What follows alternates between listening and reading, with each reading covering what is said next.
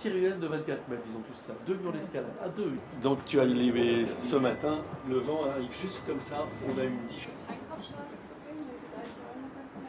Comme nous sommes sur une falaise, au niveau des cheminées, en fait, on subit une pollution hors norme. Hors norme. La pollution, bien entendu, atmosphérique, qui est très dangereuse, puisque nous avions, nous, ici, dans le quartier, des gens en pleine forme, pas fumeurs, sportifs, morts de cancérisation sur les voies respiratoires. Et ça se multiplie. Donc on est très inquiets.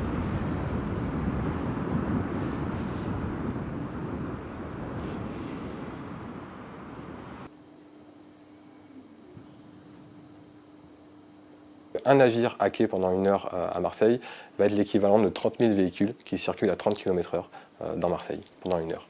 La solution pour nous, c'est l'arrêt des croisières. C'est-à-dire qu'en fait, on considère que c'est un modèle qui structurellement n'est pas compatible avec notre monde. C'est-à-dire qu'on pourra chercher toutes les solutions de greenwashing et d'adaptation. En réalité, on va être structurellement sur un tourisme de masse qui est dans un gigantisme complètement à rebours de tout.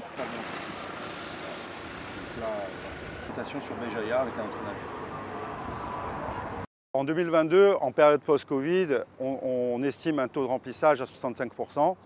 On pense que ça va revenir aux belles heures de la croisière qui sont plus vers les 85%, 90%, et donc arriver à retoucher le 2 millions de passagers à Marseille, on espère, puisque vu les retombées économiques que ça apporte à Marseille, ça nous permettra de faire fructifier la beauté de la région et aussi de créer de l'emploi. On travaille sur aussi des améliorations au niveau technique, au niveau des fumées, avec des systèmes de lavage de fumée qui sont installés sur des bateaux, des purateurs de fumée, de lavage, des filtres à particules.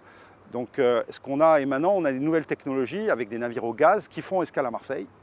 Donc tous ces navires, 50% des navires qui ont moins de 5 ans qui font escale à Marseille bénéficient de toutes ces technologies.